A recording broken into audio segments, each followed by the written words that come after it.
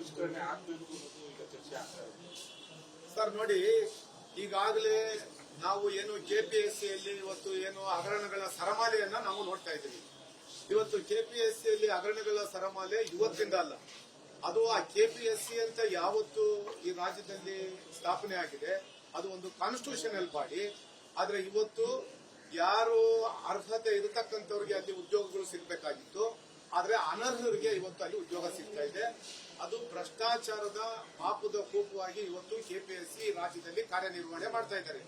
ಯಾಕೆ ಅಂತಂದ್ರೆ ತಾವೆಲ್ಲ ನೋಡ್ತಾ ಇದ್ದೀವಿ, ಇವತ್ತು ಜಗಜ್ಜಾಹೀರಾಗಿದೆ. ತಾವು ಮಾಧ್ಯಮದವರು, ಮಾಧ್ಯಮದ ಸ್ನೇಹಿತರು ತಾವೇ ತೋರಿಸ್ತಾ ಇದ್ದೀರಿ. ಇವತ್ತು ಯಾರು ಪಶುಸಂಗೋಪನೆಯಲ್ಲಿ ಸುಮಾರು ಒಂದೊಂದು ಹುದ್ದೆಗೆ 80 ಲಕ್ಷ 90 ಲಕ್ಷ 1 ಕೋಟಿ ರೂಪಾಯಿ ಮಾರಾಟಕ್ಕೆ ಇಟ್ಟಿದ್ದಾರೆ.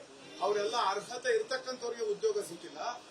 ಯಾರು ಅರ್ಹತೆ ಇಲ್ಲ ಅಂತವರಿಗೆ ಇವತ್ತು ರಾಜಾರೋಷವಾಗಿ ಕಾಳಸಂತೆಯಲ್ಲಿ ಇವತ್ತು ಭ್ರಷ್ಟಾಚಾರದ ಮುಖಾಂತರ ಇವತ್ತು ಅವರು ಉದ್ಯೋಗಗಳನ್ನ ಪಡ್ಕೊಂತ ಇದ್ದಾರೆ. ಇದಕ್ಕೆ ಬರೀ ಇವತ್ತಿನ ಸರ್ಕಾರ ಒಂದೇ ಅಲ್ಲ, ಸರ್ಕಾರಗಳನ್ನ ಆಳ್ತಕ್ಕಂಥವ್ರು ಯಾರು ಇವತ್ತು ಯಾರು ಸ್ವಲ್ಪ ಸರ್ಕಾರಗಳನ್ನ ಆಳ್ತಾ ಇದ್ದಾರೆ ಅವ್ರ ಕುಟುಂಬಗಳಿಗೆ ಉದ್ಯೋಗಗಳು ಸಿಗ್ತಾ ಇರತಕ್ಕಂಥದ್ದು ಜಗಜ್ಜಾಹೀರಾಗಿದೆ. ಅದನ್ನ ತಾವು ಮಾಧ್ಯಮದವರು ಇವತ್ತು ರಾಜ್ಯದ ಜನತೆಗೆ ತೋರಿಸಿದ್ರು. ಒಂದು ಇವತ್ತೇನು ಜಿಂಜಿ ಅಂತ ನಾವೇನು ಇವತ್ತು ಕರೀತೀರಿ, ಇವತ್ತು ಯಾವುದೋ ಒಂದು ಕಾಕ್ರೋಚ್ ಪಾರ್ಟಿಯವರು ಇವತ್ತು ಕೇಂದ್ರದಲ್ಲಿ ಇವತ್ತು ಜಂತರ್ ಮಂತರಲ್ಲಿ ಇವತ್ತು ಸುಮಾರು 37 ದಿನಗಳ ಕಾಲ ಇವತ್ತೇನು ಯುವಕರು ಇವತ್ತೇನು ಪ್ರತಿಭಟನೆಯನ್ನ ಮಾಡಿದ್ರು. ನಂದು ವಿದ್ಯಾಸಂಸ್ಥೆಗಳಿದೆ, ನನಗೆ ಗೊತ್ತಿದೆ. ನಾನು ಒಂದು ಈ ಸಂದರ್ಭದಲ್ಲಿ ಹೇಳಲಿಕ್ಕೆ ಇಷ್ಟಪಡ್ತೀನಿ. ಹಿಂದೆ ಎಲ್ಲನೂ ಪ್ರೈವೇಟ್ ಇನ್ಸ್ಟಿಟ್ಯೂಷನ್ಗಳಿಗೆ ನೀಟ್ ಎಕ್ಸಾಮ್ ಮಾಡಲಿಕ್ಕೆ ಅವಕಾಶ ಇತ್ತು. ನೀಟ್ ಎಕ್ಸಾಮ್ ತಾವೆಲ್ಲ ತೋರಿಸ್ತಾ ಇದ್ದೀರಿ, ಒಂದು ಕೈಯಲ್ಲಿ ದಾರ ಇದ್ರು ಸಹ ಬಿಡೋದಿಲ್ಲ, ಕಟ್ ಮಾಡಿಸ್ತಾರೆ. ಅಷ್ಟು ಸ್ಟ್ರಿಕ್ಟ್ ಆಗಿ ಆ ಒಂದು ನೀಟ್ ಎಕ್ಸಾಮ್ ಅನ್ನ ಮಾಡ್ತಾ ಇದ್ರು. ಆದ್ರೆ ಈ ವರ್ಷ ಬರೀ ಕೆವಿ ಸ್ಕೂಲ್ಗಳಿಗೆ ಮಾತ್ರ ಕೊಟ್ಟಿದ್ದಾರೆ. ಕೆವಿ ಸ್ಕೂಲ್ಗಳು ಅದು ಸರ್ಕಾರಿ ಸ್ಕೂಲ್ಗಳು ಅವರೇ ಮಾಡಬೇಕು. ಸರ್ಕಾರಿ ಸಂವಿಧಾನ ಯಾವ ಕೇಂದ್ರೀಯ ವಿದ್ಯಾಲಯಗಳು ಯಾವಿದ್ದಾವೆ ಅವರು ಇವತ್ತು ನೀಟ್ ಎಕ್ಸಾಮ್ ಅನ್ನ ಮಾಡಬೇಕು ಅಂತ ಹೇಳಿದ್ದಾರೆ.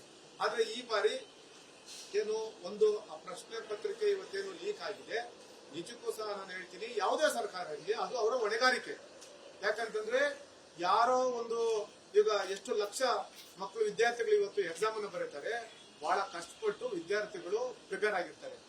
ಯಾರೋ ಒಬ್ರು ಯಾರೋ ಇಂತ ನೀಚ್ ಕೆಲಸ ಮಾಡ್ತಕ್ಕಂಥವ್ರು ಯಾರೋ ಅವ್ರ ಕುಟುಂಬದವ್ರಿಗೋ ಇನ್ನೊಬ್ರಿಗೋ ಸಹಾಯ ಮಾಡ್ಲಿಕ್ಕೋಸ್ಕರ ಯಾರೋ ಒಂದು 10-20 ಜನಕ್ಕೆ ಸಹಾಯ ಮಾಡ್ಲಿಕ್ಕೆ ಹೋಗಿ ಸುಮಾರು ಕಷ್ಟಪಟ್ಟು ಓದಿರ್ತಕ್ಕಂಥ ತಂದೆ ತಾಯಿಗಳು ಆ ಮಕ್ಕಳು ಎಲ್ರಿಗೂ ಸಹ ನೋವಾಗಿರ್ತಕ್ಕಂಥದ್ದು.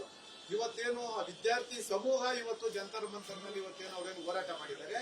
ನೈತಿಕತೆ ಇಲ್ಲದೆ ಇರತಕ್ಕಂಥ ಕಾಂಗ್ರೆಸ್ ಸರ್ಕಾರದ ಇವತ್ತು ಅಲ್ಲಿ ಯಾರು ರಾಹುಲ್ ಗಾಂಧಿ ಅವರು ಇವತ್ತೇನು ಅಧಿಕೃತವಾಗಿ ವಿರೋಧ ಪಕ್ಷದ ನಾಯಕರಾಗಿರ್ತಕ್ಕಂಥ ಅವರು ಯಾವುದೇ ಹೋರಾಟಗಳಲ್ಲಿ ಅವರು ಭಾಗಿಯಾಗಲಿಲ್ಲ. ಯಾವುದೇ ಹೋರಾಟ ಬರೀ ನಾಮಕಾವಸ್ಥೆಗೆ ಹೋರಾಟ ಮಾಡಿದ್ಬಿಟ್ರೆ ಇವತ್ತು ಆ ವಿದ್ಯಾರ್ಥಿಗಳು ಹೋರಾಟದಲ್ಲಿ ನಮ್ಮದು ಅವರು ಆ ವಿದ್ಯಾರ್ಥಿಗಳು ಇವರು ಬಿಸಿ ಕಾಯಿಸ್ಕೊಳ್ಳಿಕ್ಕೆ ಹೋಗಿದ್ದಾರೆ. ಇದು ನಾಚಿಕೆಗೇಡಿನ ಸಂಗತಿ. ಆದ್ರೆ ನಾನು ಒಂದ್ ಹೇಳ್ತೀನಿ, ವಿದ್ಯಾರ್ಥಿಗಳಿಗೇನು ಜಯ ಸಿಕ್ಕಿದೆ. ನಿಜಕ್ಕೂ ಸಹ ಎಷ್ಟು ಜನ ವಿದ್ಯಾರ್ಥಿ ಸಮೂಹ ಇವತ್ತು 2 ಲಕ್ಷ 3 ಲಕ್ಷ ವಿದ್ಯಾರ್ಥಿಗಳು ಸೋಷಿಯಲ್ ಮೀಡಿಯಾದಲ್ಲಿ 5-6 ಲಕ್ಷ ವಿದ್ಯಾರ್ಥಿಗಳು ಇವತ್ತೇನು ಆ ಪ್ರತಿಭಟನೆಗೆ ಬೆಂಬಲವನ್ನು ಕೊಟ್ಟಿದ್ರು. ಅವರ ಆಶೋತ್ತರಗಳಿಗೆ ಸ್ಪಂದಿಸಿ ಕೇಂದ್ರ ಸರ್ಕಾರ ನರೇಂದ್ರ ಮೋದಿಜಿಯವರು ರಾತ್ರಿ 12 ಗಂಟೆಗೆ ಬಂದು 2-3 ದಿವಸಗಳ ಕಾಲ ಅವರೇನು ಇವತ್ತು ಯಾರು ಹೋರಾಟಕ್ಕೆ ನಿಮಗೆ ಬೆಂಬಲ ಇದೆ, ನೀವು ಮಾಡ್ತಿರ್ತಕ್ಕಂಥ ಸರಿ ಇದೆ, ನಿಮ್ಮ ಬೇಡಿಕೆ ಏನಿದೆ ಅದು ಈಡೇರಿಸಿದ್ದೀನಿ ಅಂತ ಹೇಳಿ ಈಗಾಗಲೇ ಕೇಂದ್ರ ಸರ್ಕಾರ ಕ್ರಮ ತೆಗೆದುಕೊಂಡಿದ್ದಾರೆ. ಅದು ನಾವು ಸಹ ಸ್ವಾಗತ ಮಾಡ್ತೀವಿ. ಇದು ಒಂದು ಭಾಗ. ಇದೇ ಕರ್ನಾಟಕ ರಾಜ್ಯದಲ್ಲಿ ಇವತ್ತೇನು ಕಾಂಗ್ರೆಸ್ ನೇತೃತ್ವದ ರಾಜ್ಯ ಸರ್ಕಾರ ಇವತ್ತೇನು ಅಧಿಕಾರದಲ್ಲಿದ್ದಾರೆ, 3 ವರ್ಷ ಪೂರೈಸಿದ್ದಾರೆ, ಹೊಸ ಮುಖ್ಯಮಂತ್ರಿಗಳು ಬಂದಿದ್ದಾರೆ.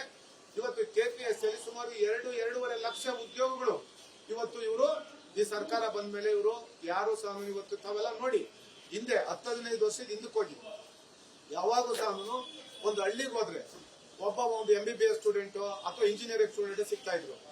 ಆದ್ರೆ ಇವತ್ತು ಹಳ್ಳಿಗಳಲ್ಲೂ ಸಹ ನಮ್ಮ ಮಕ್ಕಳ ಭವಿಷ್ಯ ಚೆನ್ನಾಗಿರ್ಬೇಕು ಅಂತೇಳಿ ಬಡವರು ಸಹ ಕಷ್ಟಪಟ್ಟು ಅವ್ರು ಇವತ್ತು ಆ ಮಕ್ಕಳಿಗೆ ಇವತ್ತು ವಿದ್ಯಾಭ್ಯಾಸವನ್ನು ಕೊಡಿಸ್ತಾ ಇದ್ದಾರೆ. ತಂದೆ ತಾಯಿಯಂದ್ರು ಈ ರೀತಿಯಾದಂತಹ ಸಂದರ್ಭದಲ್ಲಿ ಸಮಸ್ಯೆಗಳಾಗ್ತವೆ, ಅವ್ರಿಗೂ ಸಹ ನೋವಾಗ್ತದೆ. ಆದ್ರೆ ಇವತ್ತು ಏನು ನಮ್ಮ ರಾಜ್ಯ ಸರ್ಕಾರ 2.5 ಲಕ್ಷ ಉದ್ಯೋಗ ಖಾಲಿ ಇರ್ತಕ್ಕಂಥದ್ದು 5 ಗ್ಯಾರಂಟಿ ಸ್ಕೀಮ್ಗಳು ಕೊಡ್ತಾ ಇದ್ದೀನಿ ಅಂತೇಳಿ ಇವತ್ತು ಆ ಉದ್ಯೋಗಗಳಿಗೆ FD ಫೈನಾನ್ಸ್ ಡಿಪಾರ್ಟ್ಮೆಂಟ್ ಇವತ್ತು ಅಪ್ರೂವಲ್ ಕೊಡ್ತಾ ಇಲ್ಲ. ನೀವು ನೋಡಿ, ಬೇಕಾದ ಸತಿ ಹೇಳಿದ್ದಾರೆ. ಫೈನಾನ್ಸ್ ಡಿಪಾರ್ಟ್ಮೆಂಟ್ ಇವತ್ತು ನಮಗೆ ಸರಿಯಾದ ರೀತಿಯಲ್ಲಿ ನಮಗೆ ಅವರು ಅಪ್ರೂವಲ್ ಕೊಡ್ತಾ ಇಲ್ಲ ಅಂತ.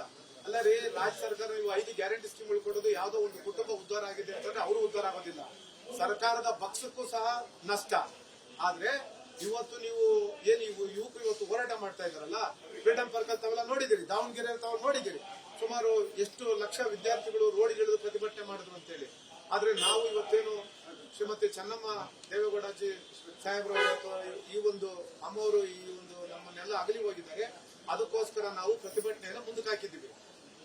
ನಾನು ಹೇಳ್ತಾ ಇದ್ದೀನಿ, ನಮ್ಮದು ಗುರುವಾರ ಈ ಕಾರ್ಯಕ್ರಮ ಮುಗಿದ ಮೇಲೆ ಕೆಪಿಎಸ್ಸಿ ವಿರುದ್ಧ ನಿರಂತರವಾಗಿ ನಮ್ಮ ಹೋರಾಟ ಮುಂದುವರಿಯುತ್ತದೆ.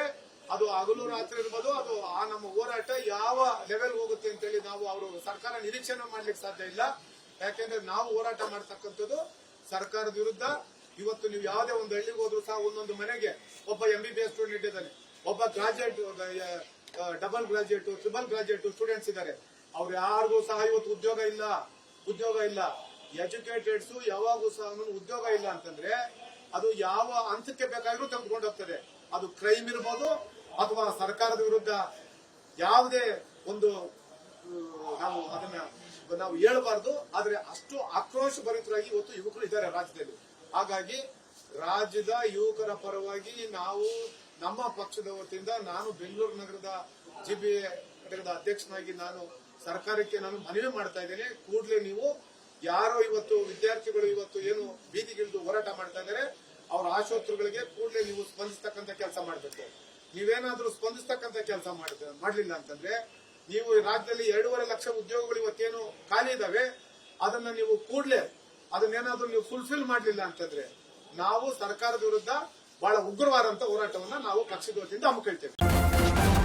ನ್ಯೂಸ್ ಫಸ್ಟ್ ನಿರ್ಭೀತಿಯಿಂದ ನಿಮ್ಮ ಪರವಾಗಿ.